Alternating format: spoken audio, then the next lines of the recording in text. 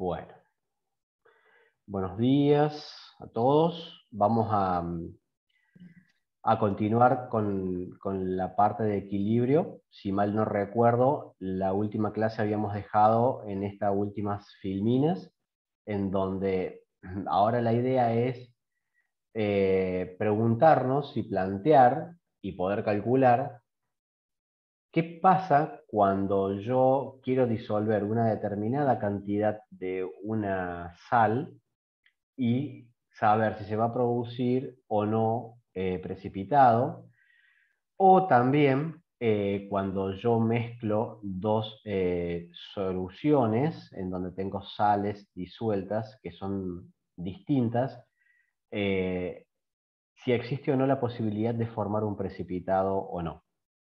Entonces, este, digamos, el análisis es en relación a la constante de producto de solubilidad y vamos a tener que nuevamente comparar el cociente que habíamos visto inicialmente en la parte de equilibrio químico, el cociente de reacción, y dependiendo del valor que nos da de Q respecto a la constante de equilibrio, podremos decidir si se va a producir o no precipitado.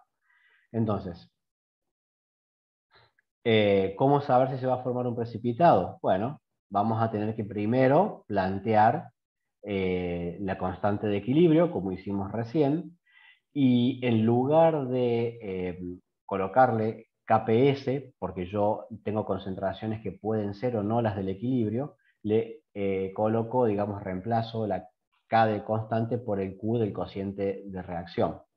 Entonces, el planteo es exactamente el mismo y la forma de analizarlo es la misma que lo que veíamos anteriormente en equilibrio químico, porque esto también es equilibrio. Y entonces, acá vamos a decir, bueno, si el valor del cociente o del QPS es menor al del KPS, la solución no es saturada, todavía no tengo precipitación y por lo tanto puedo seguir agregándole un poco más de esa sal a esa solución. Si el valor coincide, me está diciendo que la solución es saturada. No tengo precipitación en ese punto. Acuérdense en que la solución saturada es el punto de la solución en donde yo tengo la máxima solubilidad de un soluto en un solvente.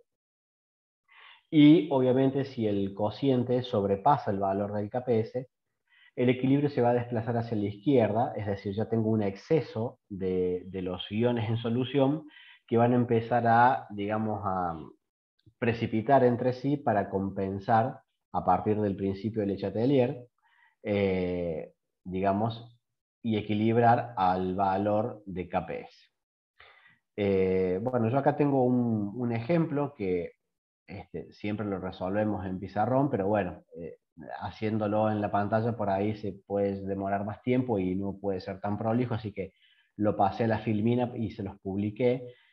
Y la idea es, por ejemplo, con estos tipos de ejercicios, saber si se va a formar precipitado o no. Entonces yo tengo dos soluciones por separado. En una tengo preparada una solución de cloruro de bario, 0,04 molar, tengo 200 mililitros. Y en otra, en otro recipiente, en otro matraz, tengo 600 mililitros de sulfato de potasio, 0,008 molar. Entonces la pregunta es si se va a formar precipitado o no.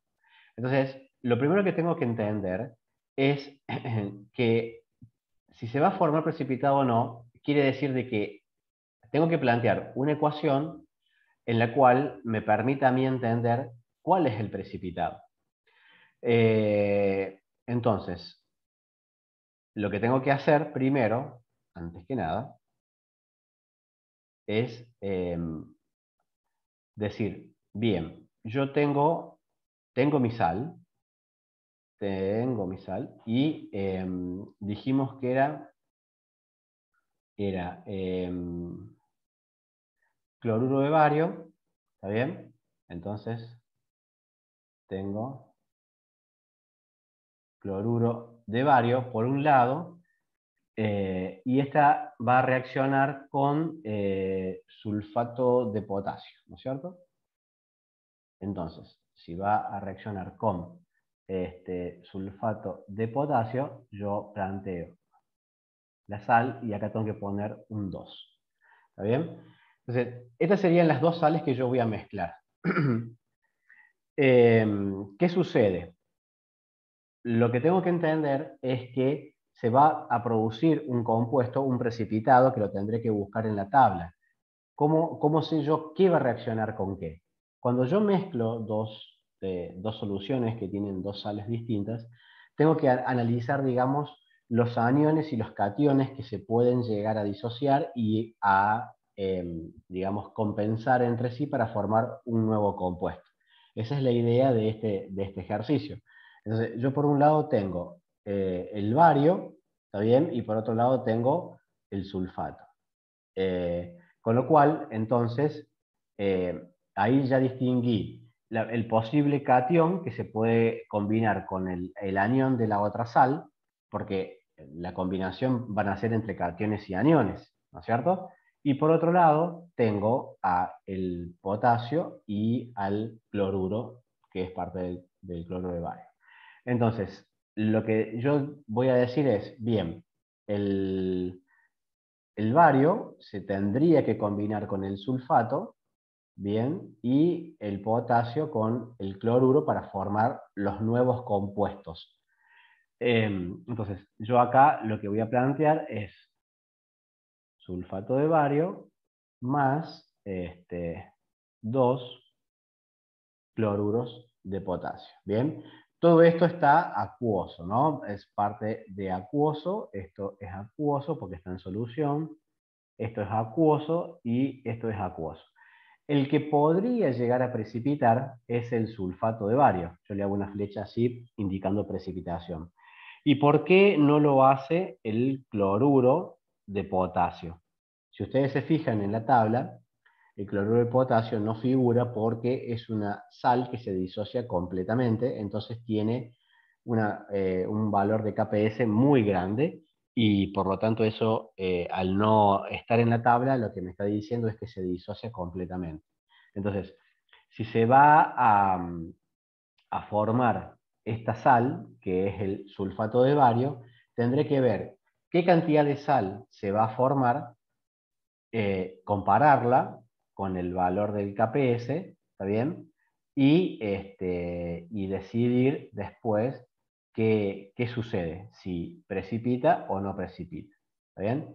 Entonces, ¿se entiende un poco cómo es el planteo inicial del ejercicio? Profe, disculpe, ¿podría Sí, explicar de nuevo por qué uno no precipita, más allá de la razón de que no está en la tabla? porque, a ver, no precipita porque es una sal que se disocia completamente a esa temperatura. A ver, esto sale de situaciones experimentales, es decir, yo agarro la sal cloruro de potasio a 25 grados y agrego una cantidad que obviamente no puede ser indefinida porque va a depender del volumen de agua que yo agregue. Entonces todos estos experimentos se hacen siempre estandarizados y se va observando y se va viendo de que se produzca o no algún precipitado. ¿Está bien? Surgen de datos teóricos, pero también de reacciones experimentales. Entonces, ¿por qué hay sales que pueden precipitar y por qué hay sales que no lo hacen? Y eso tiene que ver un poco también con las interacciones electrostáticas que hay entre sí. Y recién como veíamos, el cloruro de bario, cuando el bario se disocia, entonces tiende a unirse más al sulfato que al cloruro. Obviamente con el potasio no va a poder interactuar porque son dos cationes. Entonces, esas uniones electrostáticas que se dan permiten de que se vaya formando esa sal y después obviamente el precipitado se va a dar también un poco por el peso mismo de la molécula, que va a ser mucho más pesada que la del cloruro de potasio, que me va a permitir a mí mantenerlo más disociado, por así decirlo. Entonces, hay sales que permanecen en solución, los cationes y los aniones están como separados, por así decirlo, y hay otros tipos de sales que por la particularidad de la interacción entre el anión sulfato y en este caso el bario, permite de que haya una unión entre ellos y que forme, digamos, o tienda a formar un precipitado. ¿Bien? Esa es un poco la razón de por qué algunas permanecen en solución y otras no, a una determinada concentración. No sé si explica un poco tu pregunta. Sí, sí, queda más claro. ¿Queda un poquito más claro? Bueno. Sí, a ver, es lógico preguntarse, ¿y por qué no todas precipitan y por qué hay algunas que precipitan más y otras menos? Volvemos a la parte de equilibrio químico. Cuando hablábamos de ácidos fuertes, veíamos que la disociación era completa y que los ácidos débiles, la disociación era parcial. Acá las sales pueden ser completas o parciales sus disociaciones, y en todos los casos tienen que ver con el tipo de unión y el tipo de enlace que hay entre ellas y las interacciones que hay entre aniones y cationes. ¿Mm? Digamos, las explicaciones se rodean siempre de ese principio básico, por así decirlo. Bueno, entonces yo ya sé que si mezclo una solución de sulfato de bario con sulfato de potasio, perdón, cloruro de bario, acá está mal, pensé que lo había corregido, es cloruro de bario, no es sulfato. Y sulfato de potasio, podría producirse un precipitado que va a ser el sulfato de bario. Entonces, lo que primero tengo que calcular es la concentración de moles de bario que tengo en mi solución inicial, es decir, en los 200 mililitros. Y una vez que calculé cuánto tengo de concentración de moles bario en 200 mililitros, lo llevo a los 800 mililitros, que es el volumen final que va a tener mi solución. Porque cuando yo mezcle los 200 mililitros más los 600 mililitros de la otra solución, el volumen final de mi solución van a ser 800 mililitros. Entonces, ¿por qué me enfoco en la concentración de bario y de sulfato? Porque es el compuesto que yo ya identifiqué que va a precipitar. No hago el cálculo con los aniones cloruro ni con los cationes potasio, porque yo ya sé que esos iones, que se llaman iones espectadores, van a permanecer en solución. Entonces, una vez que yo tengo la concentración de bario en mi volumen final, o sea, los 800 mililitros, que es 1 por 10 a la menos 3 molar, hago exactamente el mismo razonamiento para los aniones sulfato. Bien, entonces, en este caso, yo acá los calculé en los 600 mililitros y luego los calculo en el volumen final, que son los 800 mililitros, y voy a tener 6 por 10 a la menos 3 molar. Entonces, tanto en la concentración de bario, 1 por 10 a la menos 3 molar, como la de sulfato, 6 por 10 a la menos 3 molar, son las concentraciones iniciales que van a partir o que van a estar en solución de las dos especies, tanto de bario como de sulfato. Entonces, yo planteo primero la constante, planteo la reacción, tengo el dato del KPS, porque si bien uno no se los puede dar, ustedes pueden buscarlo en la tabla de constantes de producto de solubilidad.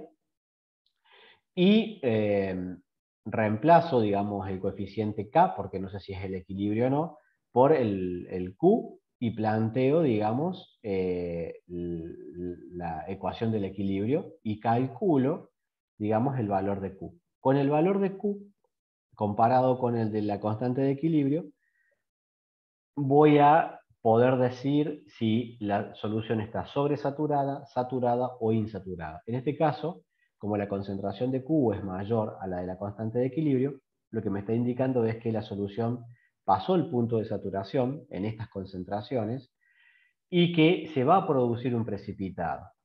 ¿Hasta cuándo o hasta dónde? Y bueno, hasta que el valor de QPS equilibre o sea igual a 1,1 por 10 a la menos 10, que es, digamos, el valor de la constante de equilibrio. Entonces, estos ejercicios me sirven para poder entender y saber si en una reacción se puede producir un precipitado, cuánto se puede producir y hasta dónde puedo yo agregar de una solución u otra o de una concentración, puedo cambiar las concentraciones. Entonces yo acá, teniendo este marco, puedo empezar un poco a jugar con las variables y decir, bueno, a ver, si yo no quiero que se produzca precipitado, tendré que disminuir la concentración de las especies, tendré que aumentar el volumen, eh, puedo ver también la termodinámica, el delta H de la solución y saber si es exotérmica o endotérmica, si me conviene o no aumentar o disminuir la temperatura. Eh, Todos esos valores me van a servir a mí para decir, bueno, hasta qué punto yo me puedo mover sin que se produzca un precipitado. ¿Está bien? Esa es un poco la forma de resolver estos ejercicios. ¿Bien?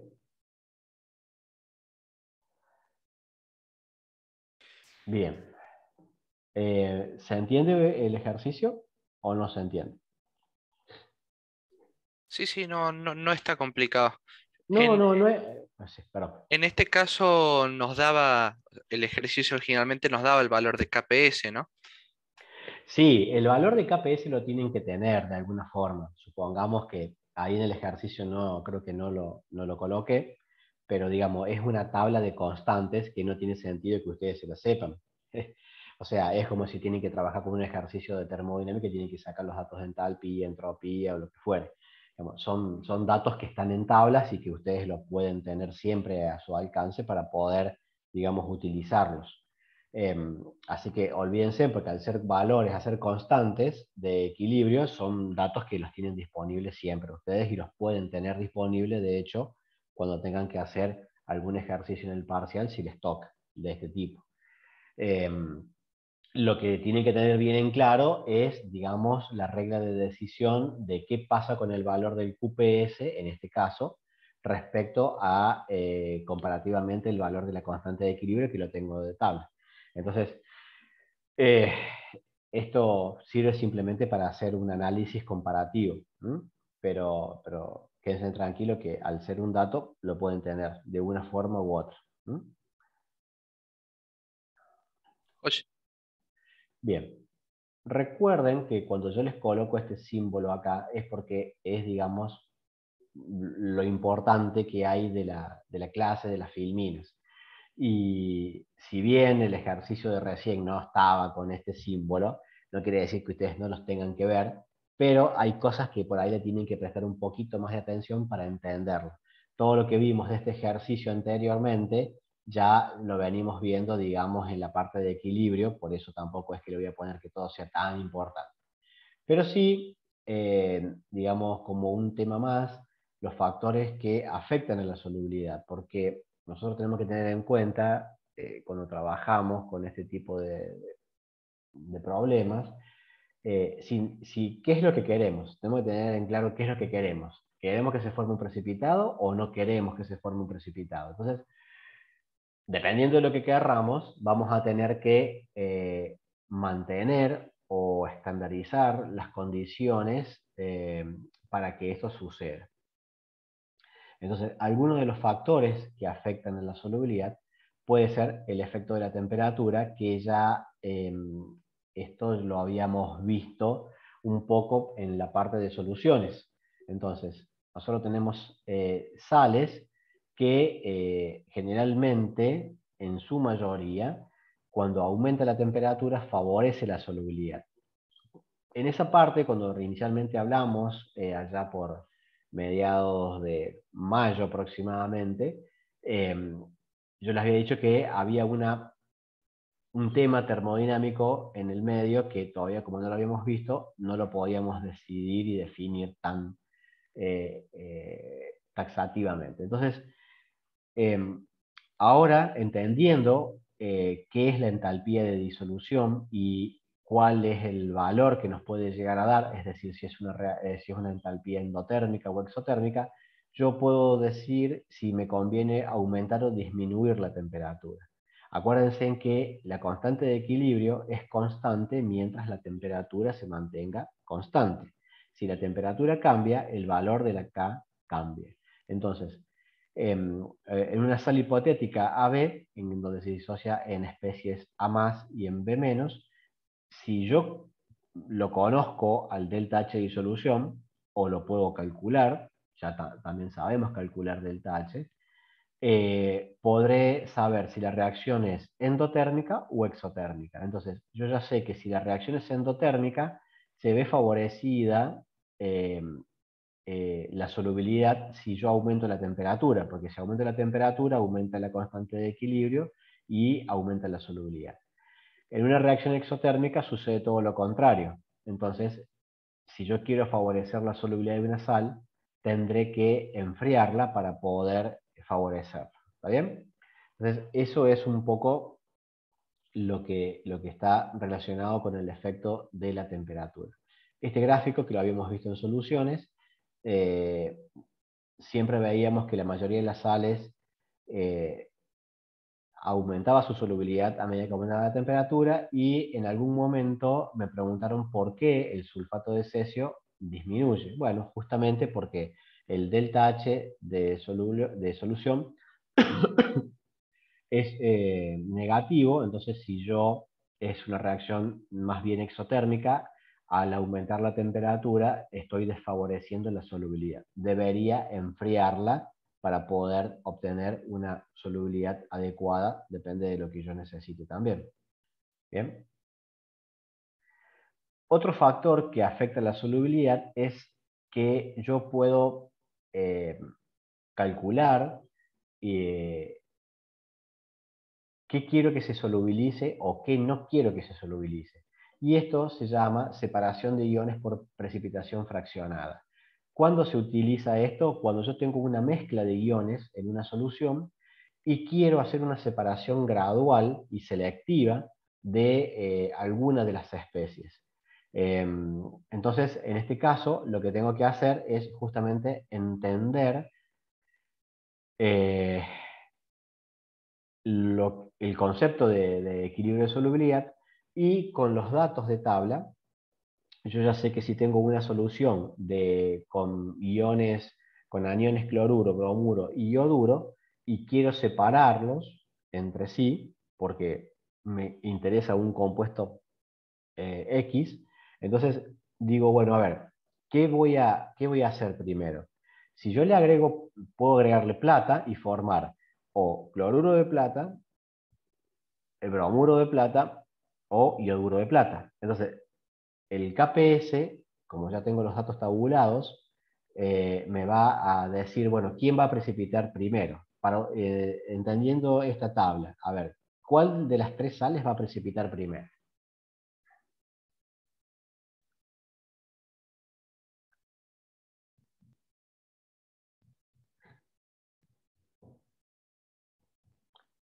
¿Qué creen ustedes?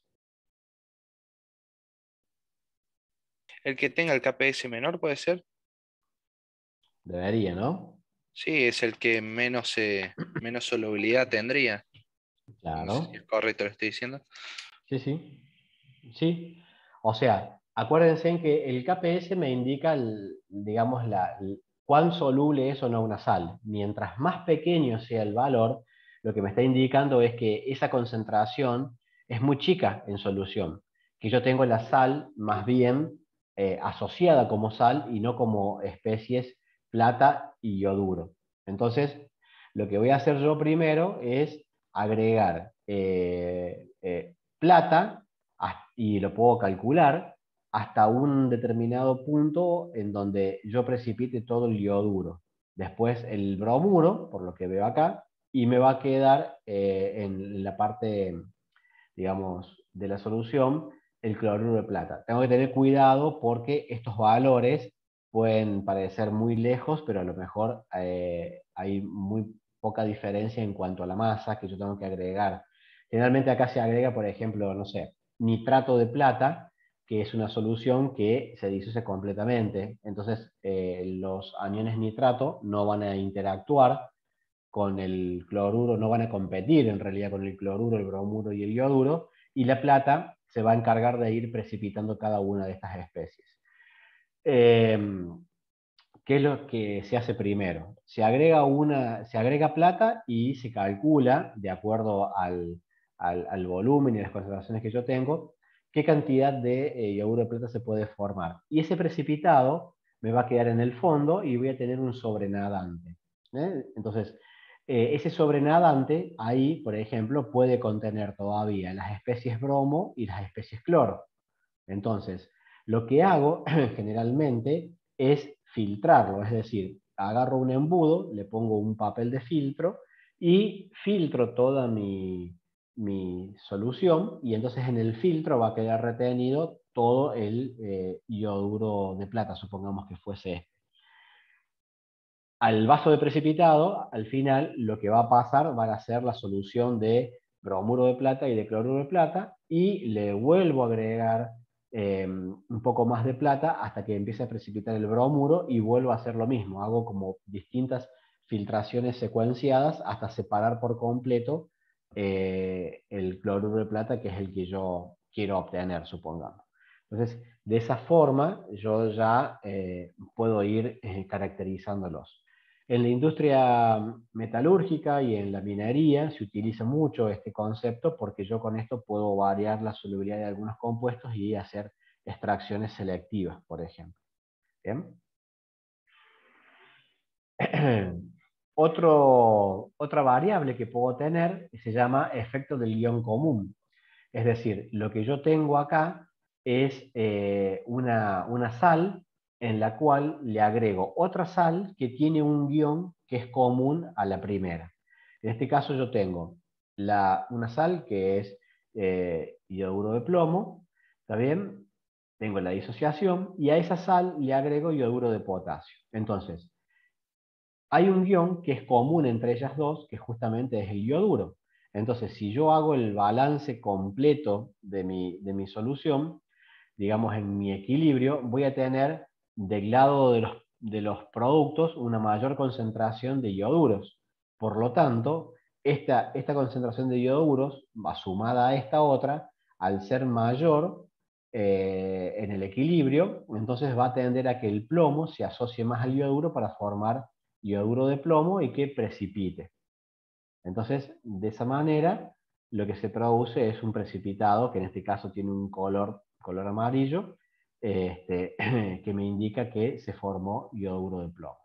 Entonces, yo acá tengo la solubilidad del yoduro de plomo en agua, que es 1,2 por 10 a la menos 3 molar, y si yo le agrego una solución 0,1 molar de yoduro de potasio, la solubilidad la disminuyo a 7,1 por 10 a la menos 7 molar. ¿Está bien? Justamente por la presencia de este ion común. ¿Se entiende esta filmina de lo que se está viendo? ¿O no lo alcanzan a entender? Esto tienen que verlo desde el punto de vista del principio del Le Chatelier, ¿no? Por eso me paro un rato en la explicación para que ustedes me puedan decir si lo entienden o no, porque es importante. Por eso se los remarco. Ahí lo que yo entiendo es que como tenemos la otra, digamos, el otro compuesto también presente en la solución, Sí. que nos genera este ion común al que nosotros teníamos, digamos que de Ujú. cierta manera aumenta la concentración de esos iones, Ujú. por lo que se intenta balancear, digamos, y va a, como dijo usted, se van a formar de nuevo la sal de esta de plomo y O2, por lo que va a Ujú. precipitar. Bien, sí, es eso. ¿El resto lo entendió o no?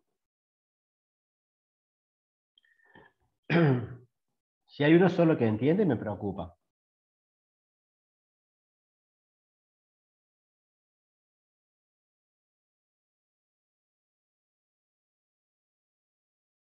O se les cortó el audio, capaz.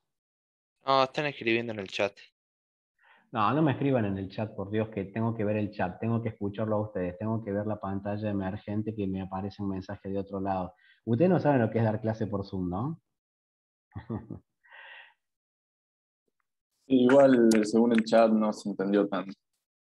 No, Yo por me sumo al pedido. eso lo voy a plantear de una manera un poco más prolija con esto, ¿no? A ver, yo acá tengo esto. Y acá tengo, era yoduro de potasio, creo, ¿no? Pues ya, por ahí uno cambia tanto los compuestos que ya ni me acuerdo. O sea, lo que yo tengo inicialmente es esta sal, ¿está bien? Disuelta en un volumen de agua. Si yo le sumo esta otra sal, lo que estoy haciendo es que tengo que identificar si tengo especies comunes o no. Y justamente las especies comunes son el yodo. El plomo y el potasio obviamente que no son comunes. Entonces, cuando yo hago eso, lo que le estoy agregando es, digamos, en un sentido global a mi reacción, una mayor cantidad de iones de ioduro. Entonces, ¿se acuerdan que nosotros hacíamos una especie de, podía ser una balanza o podía ser una especie de sub y baja, reactivos y productos? Entonces, como estoy aumentando esta parte de mi ecuación, porque me lo agregan las especies de ioduro, entonces lo que tiende a hacer a través del principio de Le Chatelier es decir, bueno, el equilibrio se va a desplazar hacia los reactivos, formando más sal, ioduro de plomo, para poder compensar. Acuérdense que yo acá estoy siempre diciendo lo que enuncia Le Chatelier, estoy alterando el equilibrio. Yo tengo inicialmente esta solución y le estoy agregando esta otra. Entonces, si estoy alterando el equilibrio, ¿cómo lo estoy alterando? Y bueno, lo estoy afectando agregando una especie en común que es el yodo.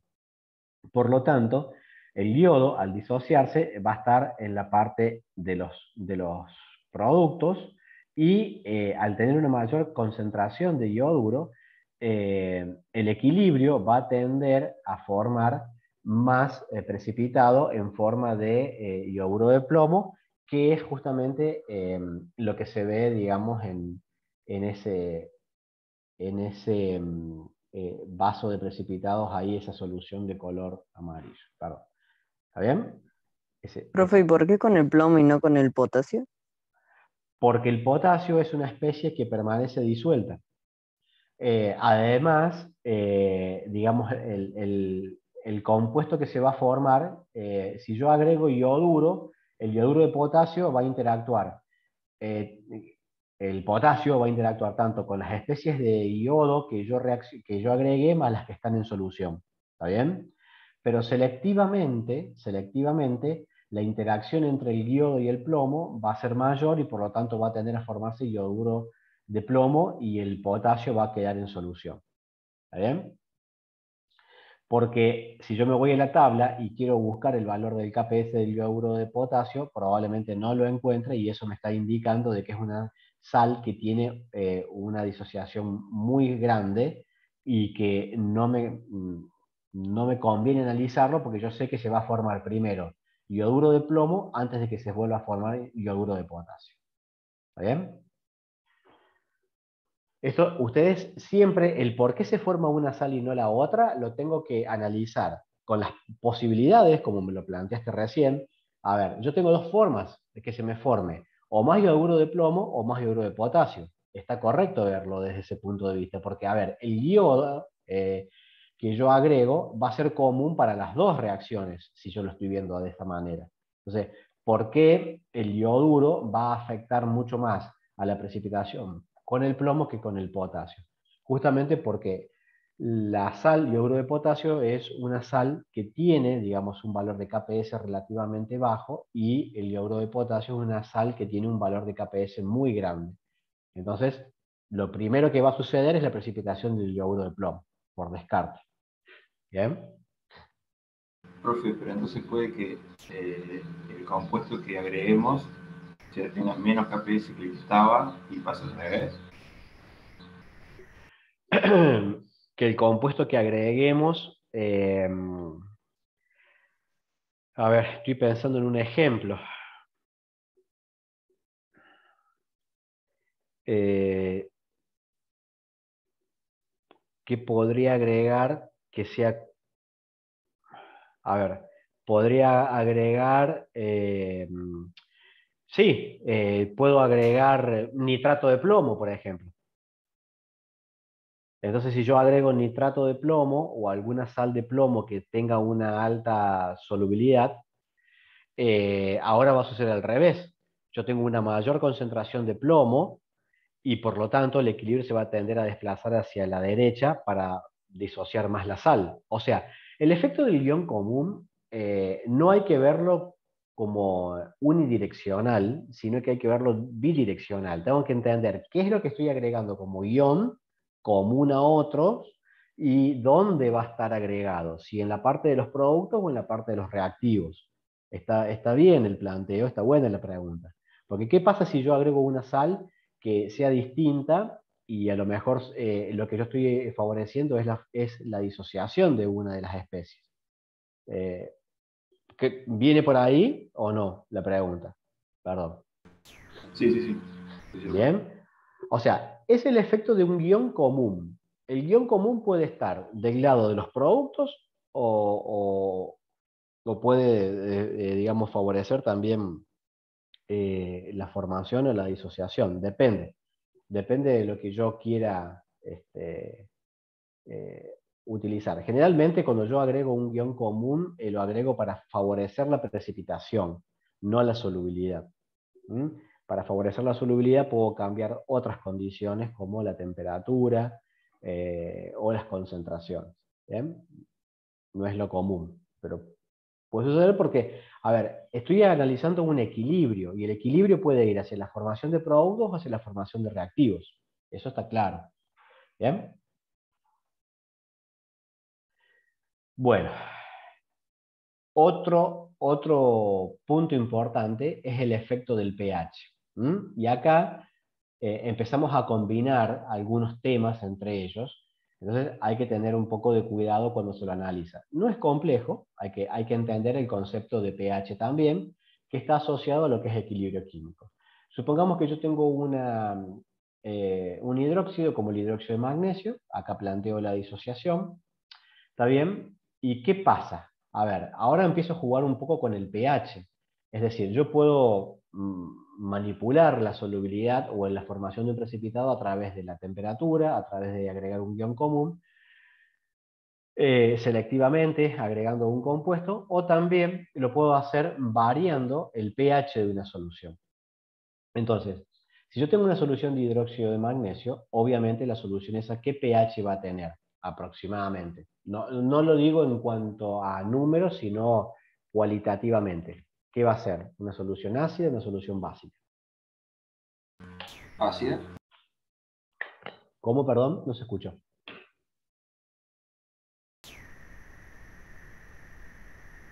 ¿Básica o ácida? ¿No debería ser Perdón, básica? ácida. Es básica, un hidróxido. Es un hidróxido, o sea que es una solución básica. Entonces el valor de pH debería ser mayor a 7. ¿Estamos de acuerdo hasta ahí? ¿O no? ¿O ya se olvidaron de lo que era el pH?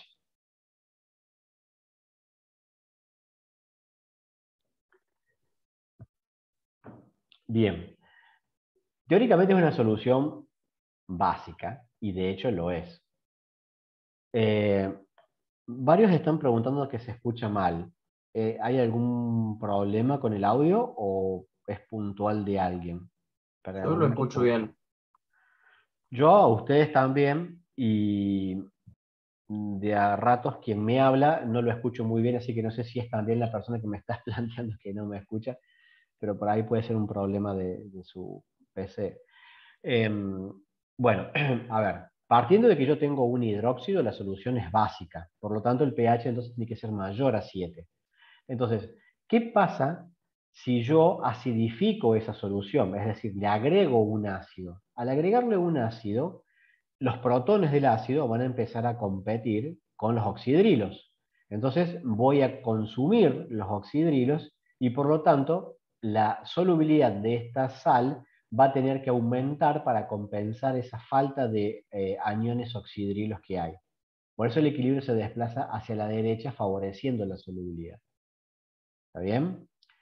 Ahora, también puede suceder todo lo contrario, que si el pH se hace más básico, entonces yo tengo una mayor concentración de oxidrilo. Por lo tanto, acá tengo una combinación con el efecto del ion común, porque tengo una mayor concentración de oxidrilos. Entonces, por Le Chatelier me dice que para poder restituir la condición de equilibrio tiene que formarse más hidróxido y va a haber una menor solubilidad. Y esto es lo que sucede con algunos medicamentos, por ejemplo, o en este caso la leche de magnesia, que se utiliza, creo yo que es para la acidez. Entonces, cuando uno tiene acidez, ¿qué toma? Sales, que son más bien básicas para que el pH del estómago, que está excesivamente ácido, entonces compense con los oxidrilos o los carbonatos que se están agregando y disminuya esa acidez y esa sensación de malestar estomacal que a veces tenemos. Entonces, digamos, lo que se produce justamente es un equilibrio, variándolo por el principio de Le Chatelier. ¿Está bien? ¿Se entendió el efecto del pH en la solubilidad? ¿O hace falta volverlo a explicar? Profe, ¿y cómo se acidifica, digamos, una solución? O sea, ¿se agrega el ácido directamente o es como tipo un catalizador? No, se agrega el ácido directamente. A ver. No sé, yo por ejemplo tengo acá un vaso de precipitado, ¿está bien? Donde tengo mi solución de hidróxido de magnesio, ¿está bien? Que está, digamos, disociada en oxidrilos, ¿está bien? Y en magnesio más 2. Esas, digamos, son las especies que tengo dentro de mi solución. Y lo que yo agrego, generalmente puede ser con un elemento llamado bureta o pipeta, que es una especie como de tubo volumétrico, o puedo agarrar un embudo y agregarle acá un ácido que puede ser, no sé, ácido clorhídrico, por ejemplo. Entonces, a medida que voy agregando mis gotas de ácido, esos protones que yo agregué del ácido empiezan a asociarse con los oxidrilos y forman agua. Bien, y van como neutralizándola, digamos, a la solución. Y de esa manera, al disminuir la concentración de oxidrilos, porque están combinándose con los protones, entonces la disociación del hidróxido de magnesio, digamos, tiene que aumentar para entregar más especies oxidrilos a mi solución para mantener el equilibrio. ¿Está bien? Eso es lo que sucede, por ejemplo, cuando yo estoy en el laboratorio trabajando con este tipo de soluciones. ¿Eh? ¿Se entiende un poco la parte experimental? Sí, sí. Bueno. Entonces, eso es un poco en cuanto a lo que es el concepto del efecto del pH en el equilibrio. Bueno, y a modo de cierre, para ver dónde se puede aplicar también la parte de regular el pH, un poco lo habíamos hablado cuando hablamos de pH, cuando yo les comentaba que en el tratamiento de efluentes, sobre todo en la parte de el tratamiento de los líquidos, por ejemplo, de un relleno sanitario, el lixiviado que se produce a partir de la compactación de la basura, me permite a mí poder obtener digamos, un líquido con una alta concentración que puede tener muchos metales pesados, productos de esta extracción sólido-líquido que hay en el proceso de lixiviación. Bueno, es líquido sólido en realidad. En el proceso de lixiviación, donde se extraen posibles contaminantes y yo los tengo que tratar de alguna manera. Entonces, eso puede ser una. Después, por ejemplo, el efecto del pH en el tratamiento de efluentes. Cuando nosotros trabajamos en plantas de efluentes, tenemos que tener en cuenta que estamos interactuando con procesos biológicos. Y los procesos biológicos, al ser microorganismos, digamos, son muy sensibles a los cambios de pH y de temperatura. Entonces, tengo que tener mucho cuidado cuando yo trabajo en estas plantas de tratamiento, porque un desvío de alguna de las variables me puede producir efectos adversos bastante complicados, como por ejemplo la disminución de la carga microbiana, y que disminuye la capacidad de tratamiento del efluente. Entonces, cuando ese efluente se tiene que verter en algún cuerpo de agua, que puede ser un lago, un río, una laguna, o un pozo absorbente, o una colectora cloacal, dependiendo de lo que la empresa esté inscripta. Digamos, hay una legislación, una ley provincial, un decreto que regula, digamos, las concentraciones de los determinados compuestos que se pueden verter. Entonces, hay que tener mucho cuidado con eso. Y una de las variables que se analiza son el DBO y el DQO, que son la demanda biológica o bioquímica de oxígeno y la demanda química de oxígeno. Entonces, entendiendo que la demanda química es, digamos, la cantidad de oxígeno que consumen los microorganismos para poder, digamos, oxidar todo, y es lo que se necesita, digamos, para oxidar todo el efluente. Y el DBO, que es la demanda biológica o bioquímica, es la cantidad de oxígeno que necesitan los microorganismos. Si el DBO aumenta mucho, me está diciendo que esos microorganismos necesitan una gran cantidad de oxígeno para poder degradar ese efluente, lo cual me está indicando de que la planta no está trabajando de una manera correcta. Entonces, variando las condiciones de pH, puedo también entender cuál es el pH óptimo de mi proceso, por ejemplo. Y en la parte de lixiviados, en la parte de tratamiento de efluentes, cuando yo tengo una alta concentración de metales, lo que puedo ver es, primero tengo que hacer una caracterización, es decir, tomar una muestra, llevarla a un laboratorio, analizarlo por ICP, por ejemplo, y determinar qué concentración de cada uno de los metales yo tengo en mi solución. Teniendo en cuenta cuáles son las especies que yo tengo, por ejemplo, supongamos que tenemos una combinación de todas estas: hierro, cromo, cadmio, cobre, zinc, níquel, que son, digamos, bastante comunes por el desprendimiento de estos metales de pilas, baterías, que a veces se tiran a la basura. Entonces, luego lo que hago yo es decir, bueno, si yo tengo en mi pileta un determinado volumen de todas estas especies, voy a ir regulando el pH y agregándole ciertas sales para ir precipitando selectivamente cada una de esas especies como sales. Entonces, ese precipitado luego se forma una especie como de un barro, y por gravedad decanta, y luego yo puedo tener un líquido más clarificado en la parte superior, y de esa manera, digamos, poder separarlo.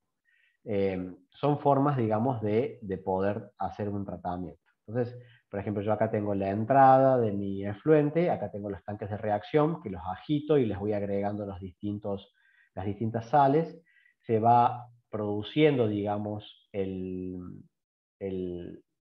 la solubilidad de cada una de esas sales, y después tengo un decantador donde puedo, digamos, precipitar todos esos lodos, los puedo extraer. Siempre es conveniente secarlo, porque si no, al tener un alto contenido de agua, digamos, la disposición final es mucho más costosa, porque tengo que transportar mayor cantidad de residuos. Entonces, una vez que lo evaporé o lo filtré a través de un filtro prensa, se suelen utilizar mucho los filtros prensa, lo saco como un lodo y disminuyo mucho su cantidad. Y por otro lado, tengo que en la parte superior, el líquido clarificado, ajusto el pH, porque puede que al agregarle una gran cantidad de sales básicas, el pH se me haya elevado, y el pH también es un factor que se controla y tiene que estar en valores entre 6 y 8 aproximadamente, un poco menos capaz, para poder hacer el volcamiento. Entonces, digamos, eso es un poco lo que se utiliza. Esto es un sedimentador de lodos. Lo que hay acá en el centro es unas paletas con un motor que van girando muy lentamente y van, digamos, generando con el paso del tiempo la formación de esos precipitados, que son los que terminan, perdón, decantando acá en el fondo y se extrae. ¿Está bien? Así que bueno, eso es un Profe, ese poco... lodo sería más o menos como lo que pasa en la pileta, cuando se le agrega el líquido ese que queda toda la mugre en el fondo. Claro, más o menos pasa lo mismo cuando le agregan el famoso coagulante o precipitante que le llaman. Lo que hace es justamente, digamos, todas las sales, todas las algas que hay en suspensión se coagulan, se forma un precipitado y eso decanta y después con una especie de barrefondo lo pueden, digamos, eliminar. Es algo muy parecido. ¿Qué se hace con esos lodos? Con estos lodos nuevamente hay que caracterizarlos, es decir, hay que llevar una muestra, se toma una muestra que se analiza en el laboratorio y se le determina la cantidad de parámetros que puede tener. Concentración de fosfato, concentración de eh, otras especies, pero lo que más se controla es la parte de los metales que pudiera tener, porque si tiene altos fosfatos, carbonatos, bueno, obviamente no se puede tirar en cualquier lado porque eso también aumentaría la salinidad del suelo. Tiene que ir a un relleno o a una disposición final dependiendo del tipo de residuo que tenga. Si el residuo es un residuo asimilable a los residuos sólidos urbanos, que entra dentro de toda la categorización, que eso se lo tengo que está regulado por la ley, creo que es la 24051, que es la de residuos peligrosos. Entonces yo ahí lo puedo caracterizar. Puede entrar dentro de esa categoría o no. Y dependiendo del tipo de disposición final, puede ir a un relleno sanitario, puede ir a un operador de residuos peligrosos para hacer el tratamiento. Depende de lo que yo obtenga acá como residuo. O, por ejemplo, puede ir a procesos de land farming, que se llaman, donde lo que se hace, por ejemplo, en la industria láctea, hay empresas que tratan todo lo que es el suero de la leche, digamos, todo lo que queda después del proceso de elaboración de los quesos, todos los tipos de lácteos. Hay una empresa que está acá en Córdoba, que está entre Porteña y Brickman, se llama Afisa, es una empresa danesa, y esa empresa lo que hace es, a partir del suero de la leche, hace un proceso de filtrado por ósmosis y separa todas las proteínas y elabora alimentos proteicos. Y bueno, todo el tratamiento de ese proceso tiene una planta de tratamiento muy linda, la verdad que es un proceso hermoso, y esa planta de tratamiento lo que hace es justamente decantar y generar lodos, que después esos lodos son secados, y no recuerdo bien ahora la disposición de esos lodos, pero parte de algunos residuos derivados de la industria láctea se pueden, digamos, como utilizar para regar campos. A ver, no es que se utilice como fertilizante, se llaman eh, tratamientos por land farming, y es decir, se utilizan parte de un campo para regar con ese residuo el suelo, y lo que hay que hacer en realidad es hacer un control periódico de la infiltración, digamos, del predio, digamos. O sea, el proceso de land farming, supongamos que tenemos un campo así, un sector sectorizado, y lo tengo sectorizado por parcelas. Entonces, yo tengo distintas parcelas en donde se produce, digamos, el riego con estos líquidos que ya no se pueden utilizar más, y lo que tengo que hacer es, estratégicamente, dependiendo de la pendiente del suelo, supongamos que la pendiente, de acuerdo a la geología del lugar, es hacia este punto, entonces lo que tengo que decir, bueno, a ver, yo voy a hacer 3 perforaciones acá y una perforación acá, es decir, aguas arriba y aguas abajo, para determinar la calidad del agua. Coloco acá bombas subterráneas, ¿está bien?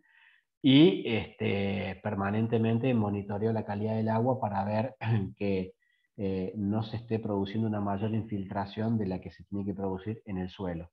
Eso también es parte, digamos, de monitoreos que se saben realizar para hacer el control de estos procesos. Hay muchas formas de tratar los residuos y depende del tipo de industria, va a ser el tipo de residuo, y depende del tipo de residuo va a ser la disposición final o el tratamiento que se pueda hacer.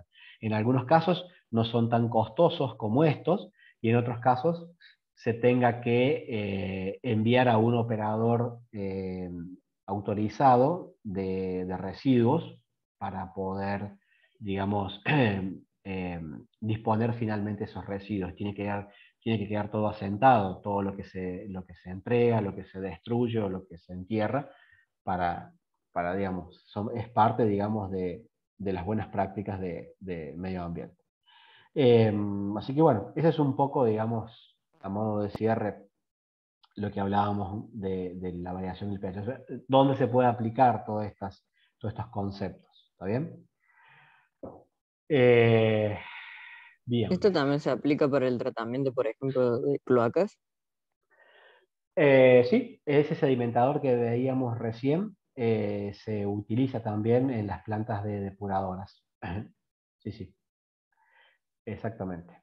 La mayoría son todos procesos biológicos, en donde los microorganismos van, con el paso del tiempo, degradando el efluente, y si están todas las condiciones bien de la planta y no hay ninguna alteración por parte del ingreso de la planta, de la planta industrial, digo, a la planta de tratamiento de efluente, no debería haber problemas. Siempre hay que tener en cuenta eso. Hay que saber qué caudal y en qué concentraciones la planta industrial me está llevando hacia la planta de tratamiento. Generalmente lo que se utilizan son piletas digamos, amortiguadoras, en las cuales yo puedo compensar primero ahí el efluente para que no me entre de golpe una alta carga de un producto y que pueda, digamos, afectar el proceso biológico. Así que eso sí, pero es básicamente eso. Bueno, podemos hacer un pequeño recreo, si quieren, de unos 10 minutitos, y después arrancamos con una parte nueva, que ya es la última, que es la parte de reacciones óxido-reducción y electroquímica, para ya ir terminando con el programa en la materia. Así que unos 10 minutos, tengo 9:20 en mi compu, 9:30, 9:35, volvemos a conectarnos para ver la última parte, ¿les parece? Dale, Perfecto. Perfecto. ¿No? Bien. Bueno, continuando con la parte de equilibrio químico, lo que vamos a empezar a ver ahora es la última parte de equilibrio, que tiene que ver o está relacionado a reacciones redox, reacciones óxido-reducción. Quizás esta parte sea la más interesante para ustedes, porque vamos a estar hablando de, a partir de una reacción redox, generar un determinado potencial y con ese potencial eléctrico se puede llegar a hacer algo que lo podemos aplicar en un circuito o en lo que fuere. Obviamente que las reacciones químicas no entregan una diferencia de potencial igual al de la red, pero se pueden hacer muchas reacciones y hay muchas reacciones químicas importantes que dependen justamente de este potencial, que por más que sea pequeño, sirve para el proceso para el cual fue diseñado. Entonces, antes de entrar en toda la parte de cálculos, tenemos que entender un poco la base de lo que son las reacciones redox y qué tipo de reacciones son reacciones redox, o si todas las reacciones químicas son redox o no. Eso lo tendremos que ir viendo con el paso de las filminas que vamos a ver en el transcurso de lo que quede de la clase. Entonces, tema, reacciones óxido-reducción. Las reacciones óxido-reducción se producen habitualmente en múltiples cosas diarias, que puede ser, por ejemplo, un experimento de una celda como la que vamos a hacer, que se llama celda o pila de Daniel, en donde yo tengo una solución de sulfato de cobre y una chapa de cobre sumergida en la misma, una solución en otro vaso con sulfato de zinc y una chapita de zinc. Las conecto entre ellas, puede ser con un instrumento de medición, y obviamente este tubo invertido, esta U invertida, es un puente salino que es el que permite, digamos, como cerrar el circuito y poder generar ese flujo de electrones hacia un lado u otro, que vamos a ver por qué se da de esta forma.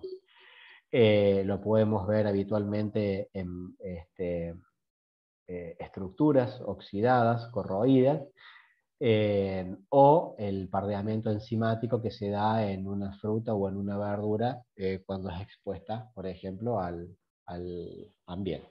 ¿Bien? Entonces, las reacciones redox están por todos lados. No es algo único de un laboratorio de química. Entonces, para ver un poco reacciones redox, vamos a ver un poco de historia y entender cómo utilizar correctamente el término oxidación y reducción. Entonces, a principios, cuando se conocía poco de todo esto, se notaba o se diferenciaba que había como dos procesos. Uno que se lo llamó oxidación y otro reducción. Entonces, el proceso por el cual se producía la oxidación, lo que indicaba era que se incrementaba la proporción de átomos oxígeno. Es decir, yo perdía átomos hidrógenos y ganaba o aumentaba el estado de oxidación del átomo de oxígeno. Y la reducción sucedía todo lo contrario. O sea, ganaba o aumentaba la proporción de hidrógenos y disminuía la de oxígenos. Entonces, esto es lo que sucede en procesos biológicos, como los que recién les comentaba yo también, del tratamiento de efluente, en donde hay procesos de reducción o de oxidación, que son reacciones catalizadas por los microorganismos, para degradar un efluente, por ejemplo. Repasando un poco conceptos de las primeras unidades, tenemos que tener en cuenta que ahora vamos a trabajar con el número de oxidación. Y cuando nosotros trabajamos con enlaces, hablábamos y distinguíamos que no teníamos que confundir el número de oxidación con los electrones de valencia, y ahora no tenemos que confundir los electrones de valencia con el número de oxidación. Es decir, los electrones de valencia nosotros los utilizábamos para diferenciar o poder completar las estructuras de Lewis a partir de los enlaces de la capa de valencia, que son la cantidad de electrones que tiene un elemento para poder combinarse con otros o entregar cuando se produce un enlace. El número de oxidación lo que me está indicando es, digamos, el número de electrones que ese átomo o esa especie pone en juego cuando forma un compuesto, y puede ser un valor positivo o un valor negativo. Entonces va a ser un valor positivo si perdió electrones y va a quedar cargado negativamente si ganó electrones o los comparte con otro elemento. Bien, entonces eso es importante. Después, algunas reglas que son generales que pueden ayudar a determinar el estado de oxidación de un elemento. Entonces, bueno, acá tienen una serie de ítems en los cuales pueden ver que hay determinados elementos, como los diatómicos, en su estado de oxidación es 0, los metales alcalinos, alcalino-térreos, que tienen estado de oxidación +1, +2, los sulfuros -2, el amoníaco, el nitrógeno, -3, el fluoruro, ¿está bien? Y por ahí el más importante a tener en cuenta es el del oxígeno, porque el oxígeno puede tener o -2 o -1 en algunos casos. Nosotros vamos a trabajar en su mayoría con el estado de oxidación -2, para formar óxidos. No vamos a hablar tanto de los superóxidos o los peróxidos. El número de oxidación más frecuente del hidrógeno es +1, salvo que estuviese como un hidruro. Y bueno, números de oxidaciones de metales son siempre positivos. Esto es a grandes rasgos. Nosotros lo que tenemos que identificar es, digamos, el compuesto que tenemos y realizar correctamente la disociación de ese elemento. Por eso yo en las clases anteriores les había comentado que era importante saber disociar bien una sal. Y otra cosa es que tenemos que tener en cuenta ahora dos tipos de balances. Nosotros veíamos hasta hace poco todo lo que era estequiometría y hablábamos de un balance de masa, es decir, de materia, que teníamos que tener la misma cantidad de especies de un lado u otro de la ecuación. En este caso también vamos a tener que tener en cuenta no solamente el balance de masa, sino también un balance de carga, es decir, la cantidad de electrones que se pierden de un lado tienen que ganarse en el otro, no pueden desaparecer, por así decirlo. Entonces tengo que tener en cuenta el principio de conservación de la carga. Entonces cuando yo estoy hablando de una sal, como cloruro de sodio, tengo que identificar que el sodio es +1 y que el cloro es -1. Entonces, eléctricamente estamos hablando en presencia de una sal neutra, que después disociada va a tener sus distintas cargas y va a poder proveer o no electrones en una reacción redox, lo veremos después. ¿Bien? Entonces, algo importante. Tenemos que tener en cuenta que en una reacción redox, lo importante es que se producen dos semireacciones simultáneamente. Un proceso de oxidación, que implica la pérdida de electrones, ¿está bien? Y un proceso de reducción, que implica la ganancia de esos electrones que la oxidación me entregó. Entonces, en una reacción redox no se puede producir o solamente la oxidación o solamente la reducción. Tiene que darse ambas en simultáneo.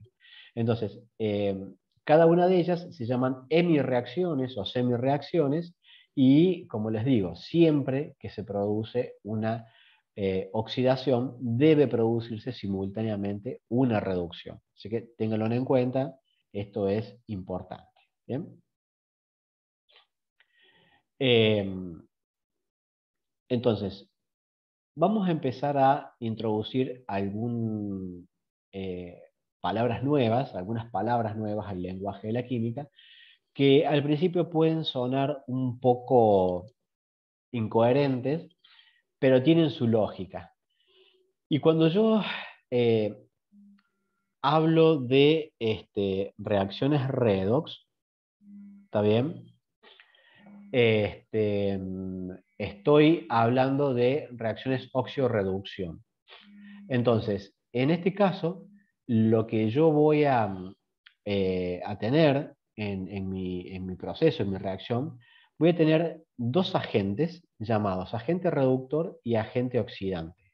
Entonces, como estas reacciones ambas transcurren al mismo tiempo, se produce la oxidación, entonces en otras va a producirse la reducción. Entonces, en las que se produce la oxidación, hay especies que van a transferir o perder electrones, y estas especies, o esta especie, que es la que pierde los electrones, como se está oxidando, se la va a llamar agente reductor.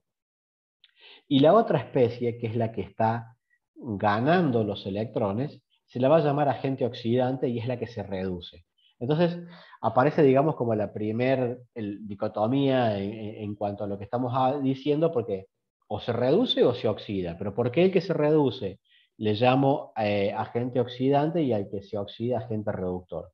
Justamente porque el que se oxida se le llama agente reductor porque está haciendo que la otra especie se reduzca. ¿Está bien? Y la especie que está reduciéndose se llama agente oxidante porque justamente es la que está tomando los electrones de esa especie para reducirse. ¿Se entiende un poco la explicación? Que parece por ahí un poco un trabalengua, pero es la forma de poder diferenciarlo. Esto es importante y se los remarco porque en cualquier tipo de ejercicio que ustedes planteen, lo primero que se pregunta es quién es el agente oxidante y quién es el agente reductor. Entonces, si ustedes identifican correctamente agente oxidante, agente reductor, ya saben cómo plantearla a esa reacción y de esa manera van a poder, digamos, calcular correctamente lo que les pide el problema. ¿Bien? Por eso les digo, es muy importante que sepan entender y diferenciar. Primero, quién se oxida y quién se reduce, y el que se oxida es el agente reductor, el que se reduce es el agente oxidante. ¿Bien? Por ejemplo, nosotros acá tenemos una probeta, este elemento de vidrio se llama probeta, es un recipiente, un volumétrico que está graduado, en donde yo para preparar una solución puedo medir un determinado volumen. Un poco se los comento para ir hablando de algo de material de laboratorio, que si no han tenido contacto con el laboratorio, es difícil cuando uno les habla de una probeta, una bureta o un Erlenmeyer saber qué es. Entonces, en esta probeta yo lo que hice fue agregar una solución de sulfato de cobre, tiene un color característico que es un color azul por las especies cobre, y le introduzco un alambre o una chapa de magnesio. Entonces, lo que puede suceder ahí es que el magnesio, bien, se empiece a degradar y empiecen a aparecer en solución especies magnesio más 2, y el cobre, está bien, que está en solución como cobre más 2, parte del sulfato de cobre, va a tomar esos 2 moles de electrones que me provee el magnesio cuando se oxidó y se va a formar o va a adherirse sobre el alambre de magnesio cobre metálico. Y esto es lo que produce muchos procesos de tratamiento superficiales en los cuales yo necesito adherir un elemento en otro para prolongar su vida útil, para darle otras cualidades de brillo o simplemente estéticas. ¿Está bien? Entonces, lo que vamos a empezar a ver es que hay tipos de reacciones que se pueden producir de una forma espontánea, un poco también acá vamos a empezar a combinar toda la parte de termodinámica también, o hay reacciones que no van a ser espontáneas. Es decir, yo podría hacer el experimento al revés y utilizar una chapa de cobre, ¿bien? Y introducirlo en una probeta que tengo una solución de sulfato de magnesio. Entonces, ¿se va a producir el mismo fenómeno? Es decir, el cobre se va a empezar a oxidar y el magnesio se va a empezar a reducir, o simplemente no lo voy a poder ver al fenómeno. Lo puedo a priori, con el conocimiento que tengo hasta ahora, no lo puedo definir si va a pasar lo mismo o no.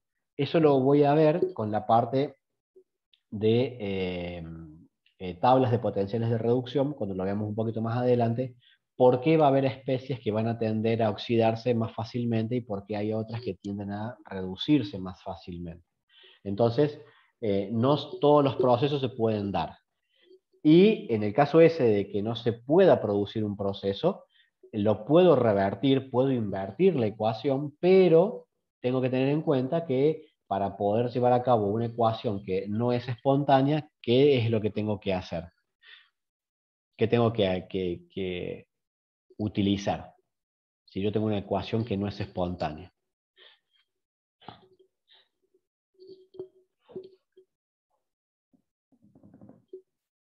¿Ya se olvidaron de termodinámica?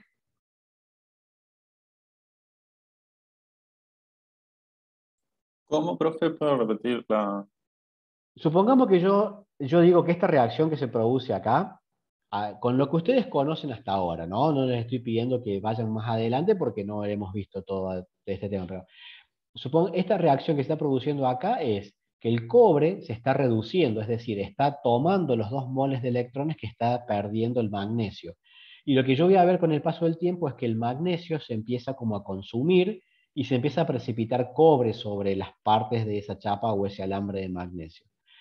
Esta es una reacción que se da tal cual está escrita y es una reacción espontánea.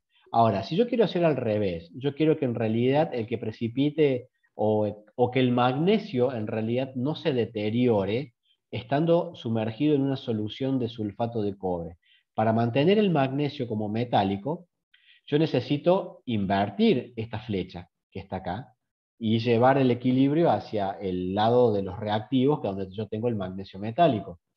¿Y cómo hago? ¿Qué tengo que hacer yo ahí?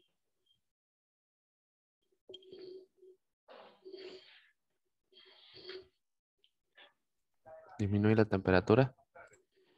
No. Tengo, a Agregar ver, productos, ¿no? no, tengo No, que, pensémoslo desde el punto de vista de la espontaneidad. O sea, yo tengo que hacer un consumo energético de alguna forma para poder revertir esa reacción. Y entonces ahí es en donde está la gran diferencia entre los tipos de celdas que vamos a ver, entre celdas electroquímicas y celdas electrolíticas. ¿Está bien? A eso apuntaba un poco recién la pregunta por si alguno lo había escuchado hablar en algún momento. ¿Está bien? Es un poco eso, digamos, para poder, porque esta reacción tal cual está escrita es directa, el magnesio se oxida, el cobre se reduce. Si yo quiero en estas condiciones impedir que el magnesio se oxide, tengo que ir para allá. Pero para ir para allá, energéticamente me implica un consumo, un gasto de algo que, como estoy hablando de potenciales, necesito entonces una diferencia de potencial justamente para tender hacia el otro lado de la reacción. Pero bueno, eso era un poco a dónde apuntaba con la pregunta. Entonces, volviendo un poco a lo que es el agente oxidante y el agente reductor. El agente reductor, entonces, ya dijimos que es la sustancia que es capaz de reducir a otra, por lo tanto, esta se va a oxidar. ¿Bien? Y el agente oxidante es la sustancia capaz de oxidar a la otra, y entonces se está reduciendo. En esta ecuación que yo tengo acá, en donde tengo zinc metálico más una solución de plata, que puede ser cloruro de plata, nitrato de plata, lo que me está diciendo la ecuación es que el zinc está pasando de zinc metálico, porque yo acá tengo que entender los estados de oxidación, ¿no? Si bien no está puesto, acá tengo un cero. ¿Estamos todos de acuerdo con eso? Porque estoy partiendo de un metal que eléctricamente es neutro. Del otro lado de la ecuación yo lo estoy viendo como más 2. Entonces, si lo tengo planteado de esta forma, me está diciendo de que el zinc pasó de 0 a más 2. Por lo tanto, perdió 2 moles de electrones por cada mol de zinc. ¿Bien? Entonces, ¿qué pasó con el zinc? ¿Se oxidó o se redujo? Se oxidó, profe. Entonces, ¿qué tipo de agente es? Y reductor. Reductor. Por lo tanto, la plata debería ser el agente oxidante. Es decir, los moles de plata, los moles, perdón, de electrones que perdió el zinc, los está ganando la plata para formar plata metálico con un estado cero acá. Entonces, la plata es el agente oxidante porque está haciendo que se oxide el zinc para ganar esos 2 moles de electrones, por lo tanto se está reduciendo. ¿Está bien? Entonces, ahí planteamos las 2 semirreacciones que yo les decía recién, la de oxidación y la de reducción. Entonces, el zinc es el agente reductor, la plata el agente oxidante. ¿Bien? Bueno, acá hay un poco más de ejemplos. O sea, si introducimos un alambre de cobre en una solución de nitrato de plata, lo que sucede es que se empieza a depositar plata sobre el cobre. ¿Y esto por qué? Porque el cobre está tomando esos 2 moles de electrones que necesita para convertirse. ¿Está bien?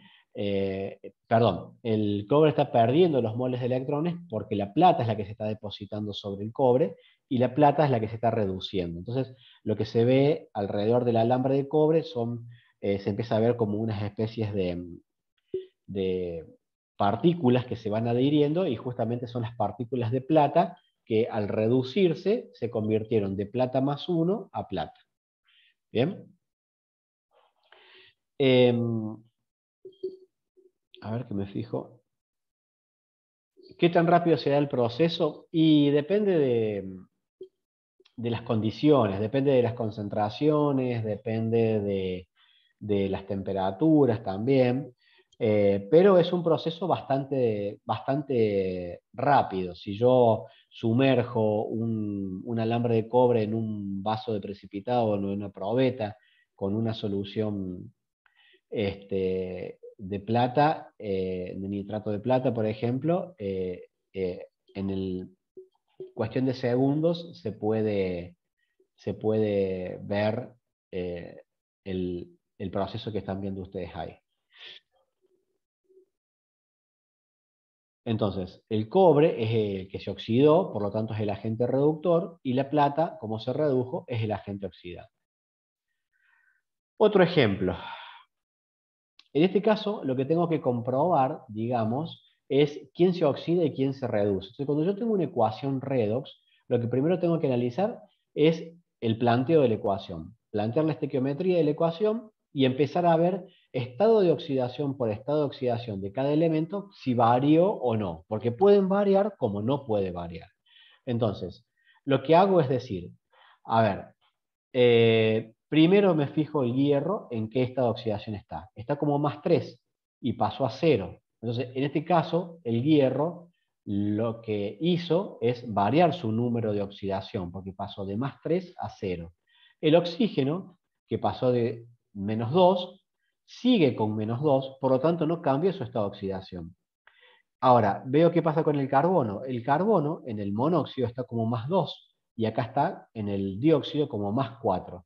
Entonces, los que cambiaron los estados de oxidación son el hierro y el carbono. Es decir, en una reacción redox no es que hay cambios de estado de oxidación en todos los elementos. Puede haber elementos que no pueden variar su estado de oxidación. Y justamente lo que yo tengo que identificar es cuáles son los elementos que sí varía y cuáles no, para plantear las semirreacciones de oxidación y de reducción.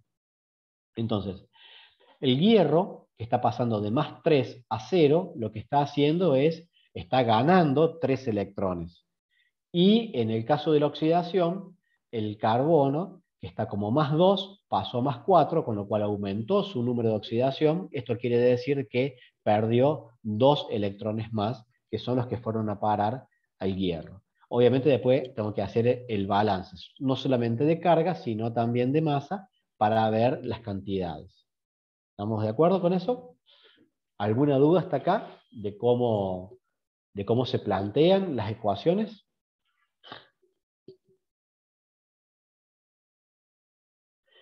Entonces, podríamos decir que tenemos varios tipos de reacciones químicas. Podemos tener, por ejemplo, una reacción química como la de ácido clorhídrico con amoníaco para formar cloruro de amonio. Entonces, en esta reacción, ¿será una reacción redox o no? Lo analizo. Esta reacción del carbonato de calcio, que se descompone para formar óxido de calcio y dióxido de carbono, ¿será una reacción redox o no? ¿Y esta otra? Entonces, lo que hago justamente es analizar el número de oxidación o el estado de oxidación de cada elemento anterior y posterior. Reactivos, productos. Entonces, esta reacción es una reacción ácido-base, porque no cambia el estado de oxidación de ninguno de los elementos. Esta reacción es una reacción de descomposición, tampoco cambian los estados de oxidación. Acá vemos que sí, porque el cloro está como 0 y acá pasó a cloruro, o sea que ganó un electrón. Bien, y en esta reacción también porque el azufre está como más 6 y después, en este caso sigue como más 6, pero el zinc, que está como 0, pasó a más 2, con lo cual hubo una variación. Por lo tanto, no todas las reacciones son óxido de reducción. Hay que identificarlas y caracterizarlas. ¿Está bien? Bueno.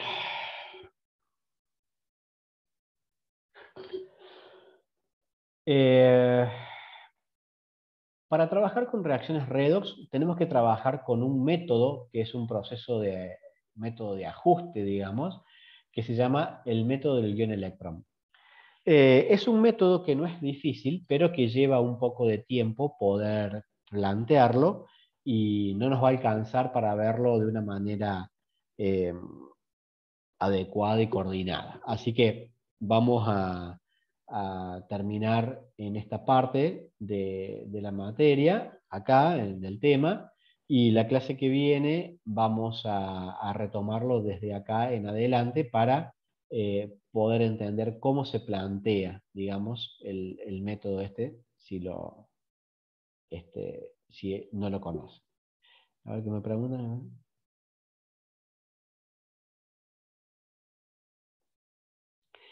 Sí, Mariano. A ver,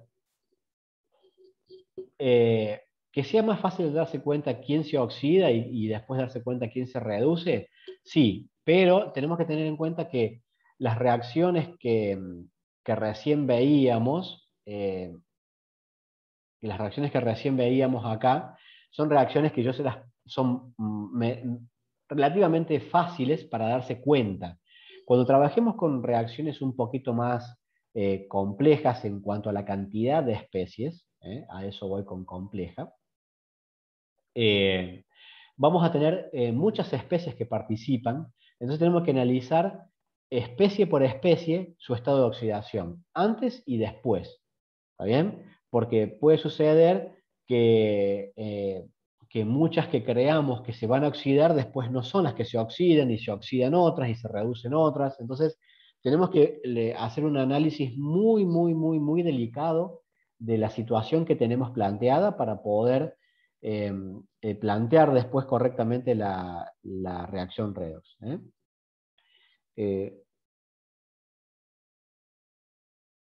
Sí, a ver, no es que cambie un solo estado, porque fíjense que si cambiase solamente un solo estado de oxidación, estaríamos teniendo una semi-reacción de reducción o de oxidación.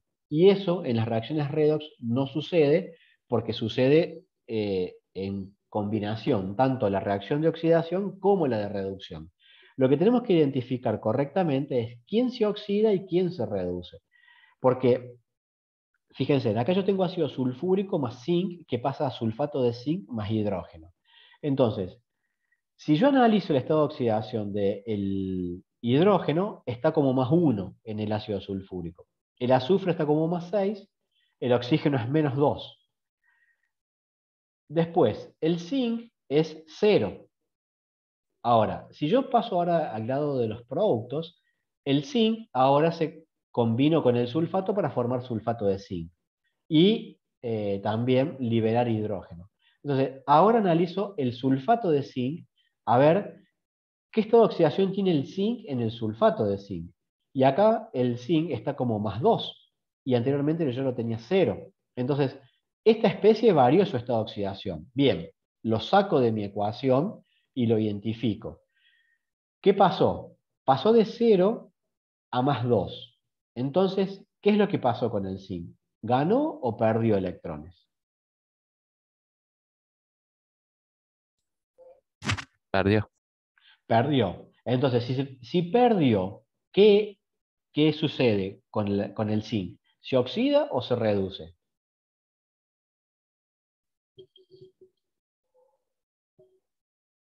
¿No se oxida, profe? Se oxida. Regla mnemotécnica. Oxida, pierde, reduce, gana. Oxida, pierde, reduce, gana. Siempre. Electrones, ¿no? Entonces, el zinc, al perder electrones, se oxidó. Entonces, es el agente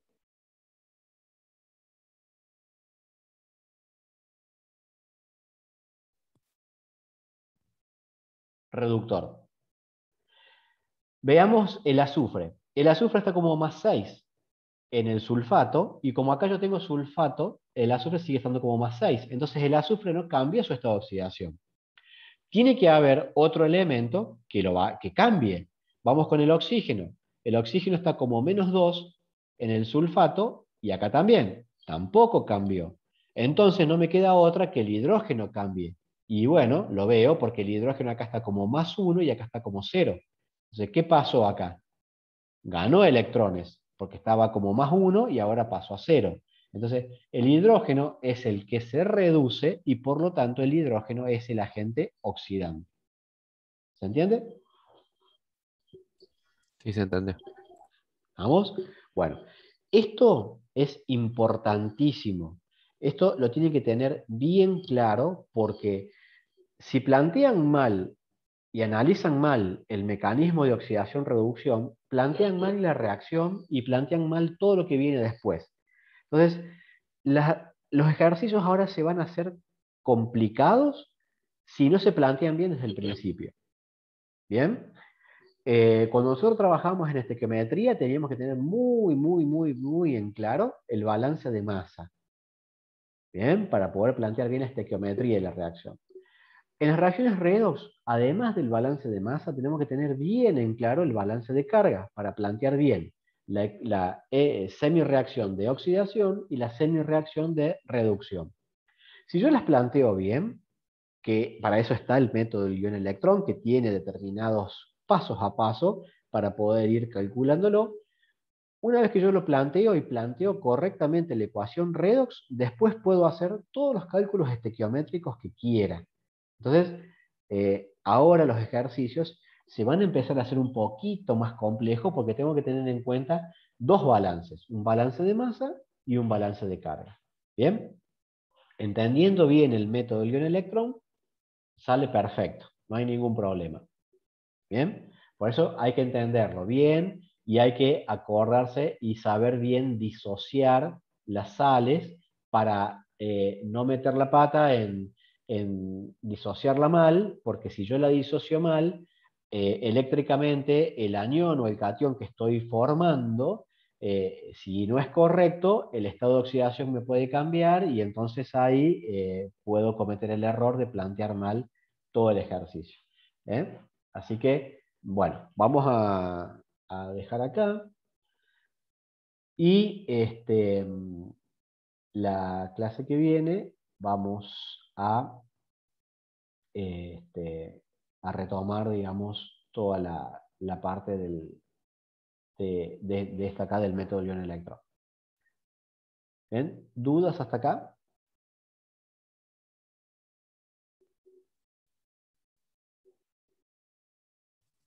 No, profe, por lo menos en mi parte.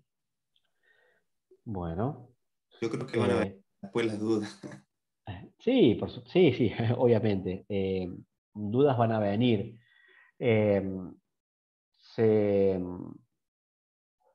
Hay que, obviamente, repasar este tema.